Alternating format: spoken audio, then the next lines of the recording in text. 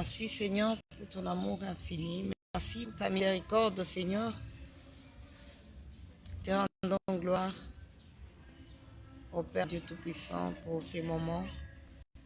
Merci pour ces moments Jésus que tu nous offres encore ces temps pour parler de la persévérance dans la prière.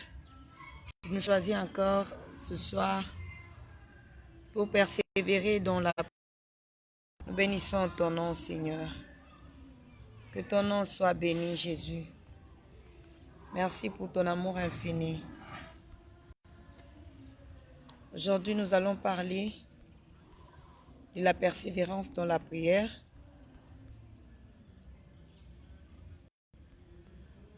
Bien-aimés, nous avons le devoir et le privilège de s'approcher de notre Jésus, de s'approcher de notre Seigneur,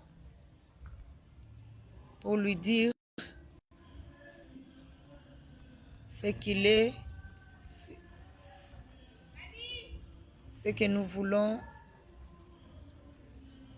et nous présentons nos doléances à ces dieux. Voilà pourquoi nous voulons parler de la persévérance dans la prière. Alléluia. Bien-aimés, en tant que chrétiens, nous devons persévérer dans la prière, car sans la prière, nous ne pouvons obtenir aucun résultat de ce que nous avons besoin. Sur cette terre, nous n'avons que le seul et l'unique Dieu qui est capable de répondre à tous nos soucis. Si vous demandez à une personne sur cette terre, la personne de la terre peut se fatiguer de vous, mais notre Dieu ne se fatigue jamais de nous. Notre Dieu ne peut même jamais parler du mal de nous. Même si nous venons plusieurs fois, même 100 fois dans la journée, il est là. Et c'est un Dieu qui nous comprend et qui nous connaît. Alléluia. Mais si tu viens demander auprès de quelqu'un aujourd'hui, demain, une personne, un homme peut se fatiguer de vous, mais persévérer dans sa présence, persévérer dans la prière. Même quand nous avons des problèmes auxquels nous n'avons pas trouvé de solution, mais nous croyons qu'avec ces dieux-là, nous croyons que lorsque nous nous approchons toujours et encore dans sa présence, nous aurons le privilège, ô bien-aimés, de recevoir sa grâce. Alléluia. Nous allons tirer notre premier point dans Jean 15, verset 7. Et là, bien-aimés, la Bible nous offre le privilège de nous approcher chaque jour devant la face du Seigneur. Nous devons nous approcher, bien-aimés, chaque jour devant la face du Seigneur, car il est le seul et l'unique qui nous écoute et nous entend sans crainte, avec joie. Alléluia. Nous allons tirer notre deuxième point dans Jean 20, verset 11. Alléluia. La Bible nous dit dans ces passages que les personnes qui vont loin avec le Seigneur, alléluia, sont ceux qui persévèrent. Bien-aimés, est-ce que toi et moi, nous sommes persévérants dans la prière? Est-ce que nous persévérons dans les choses du Seigneur? Ne nous fatiguons pas, même lorsque nous n'avons pas trouvé solution à un problème. Il faudrait toujours persévérer, alléluia. Nous devons persévérer dans sa présence. Dans notre troisième point, nous allons le tirer dans Éphésiens 6, verset 16. Alléluia. Et là, nous voyons que la prière est une preuve qu'on attend quelque chose de la part du Seigneur. Alléluia. La prière est une preuve qu'on attend quelque chose de la part du Seigneur. Même lorsque nous ne demandons pas, mais lorsque nous allons prier et dire à Dieu, le Seigneur lui-même déjà, il connaît nos besoins. Et lorsque nous sommes toujours dans sa présence, il nous répondra. Alléluia. Bien-aimés, nous sommes priés de persévérer dans la présence de Dieu, car il est le seul et unique qui peut nous faire du bien. Alléluia. Si tu viens vers un homme, pleurer devant lui, oui, c'est vrai, aujourd'hui, un homme peut te recevoir, mais lorsque tu présenteras encore demain, bien-aimé, un homme va te fatiguer. Mais nous avons un Dieu qui ne se fatigue jamais de nous. Alléluia. Nous allons tirer notre 4e point dans Hébreux 6, verset 15. Alléluia. Et là, bien-aimé, nous devons persévérer en accompagnant notre foi. Alléluia. Dans la promesse de Dieu. Prier sans foi est inutile pour notre vie, bien-aimée. Lorsque nous prions, nous devons avoir la foi. Nous devons avoir la foi, car sans foi, on ne peut même pas accepter de recevoir ces Jésus et de les reconnaître comme notre Seigneur et Sauveur. Et lorsque nous avons la foi, nous croyons réellement qu'il est Dieu, nous croyons réellement qu'il est capable de réaliser tout ce que nous avons besoin. Alléluia. Alléluia. Bien-aimé, la personne qui a la foi n'est pas liée, alléluia, n'est pas liée aux circonstances, car Dieu n'est pas lié aux circonstances et à notre entourage. Alléluia. C'est-à-dire que lorsque nous avons un problème ou une réponse, nous sommes en attente d'une réponse provenant de notre Dieu, bien-aimé, cela ne dépendra pas de ton voisin, cela ne dépendra pas de la vie de ta famille, cela ne dépendra pas de la vie de tes enfants ni de ton mari, mais cela dépend, oh bien-aimé, de la volonté de Dieu, car c'est lui qui décide de tout sur notre vie. C'est lui qui décide de bien-aimer. Tout ce que nous sommes, c'est lui, c'est de la parole. C'est lui qui décide de tout ce que nous pouvons vivre et être aujourd'hui. Alléluia. Alléluia. La parole de Dieu, alléluia, court avec vitesse.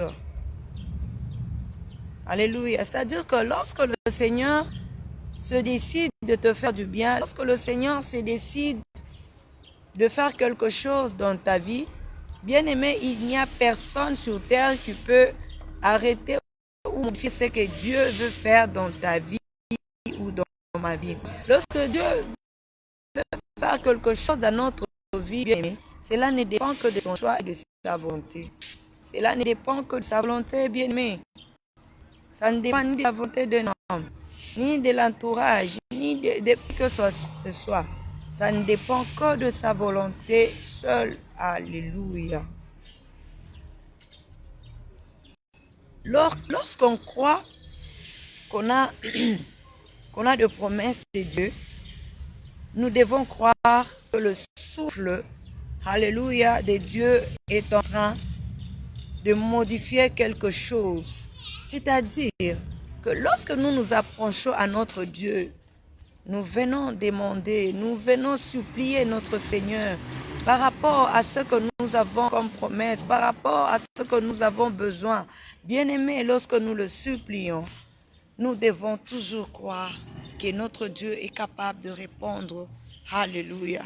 Nous devons croire qu'il est capable de répondre à nos problèmes. Nous devons croire que notre Dieu est capable de donner des solutions. Nous devons croire que la faveur de Dieu est en train de se manifester dans nos vies. Bien-aimés, nous devons croire que la faveur de Dieu se manifeste dans nos vies. Voilà pourquoi je t'invite ce soir à avoir la foi. Même lorsque tu vois la nuit en train de venir, bien-aimé, il faudrait toujours croire que le Seigneur est en train d'agir. Nous sommes vers le soir, nous tendons vers l'obscurité. Alléluia. Mais si tu attends une promesse de Dieu, crois seulement que ce Dieu-là est en train d'agir. Crois seulement que ce Dieu-là est en train d'opérer de miracles. Crois seulement que ce Dieu-là est capable de te faire du bien. Si tu as demandé aujourd'hui, ne pense pas que c'est fini parce que tu tu n'as pas encore reçu. Pense encore que ce Dieu-là est capable de te donner, même dans les 2 minutes qui suivent. Pense qu'il est capable de répondre à ta préoccupation. Lorsque nous lisons dans Hébreux 16, bien-aimés, nous allons voir que toutes les personnes, les grandes personnes, les grands serviteurs dans l'Ancien Testament, voire même dans le Nouveau Testament, sont de personnes de foi. Nous devons avoir une très grande foi lorsque nous avons besoin de recevoir quelque chose de la part de Dieu. Nous devons avoir une grande foi lorsque nous avons besoin de recevoir quelque chose devant notre Seigneur.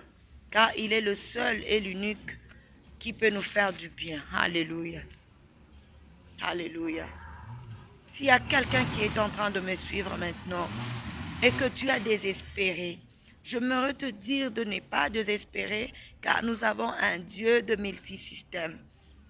Même si le monde avait déjà mis fin à ton problème ou à tes problèmes, j'aimerais te dire qu'il y a un Dieu qui a encore un système qui n'est jamais sur cette terre. Il a encore un nouveau modèle et de ce qu'il peut encore créer seulement pour te faire du bien.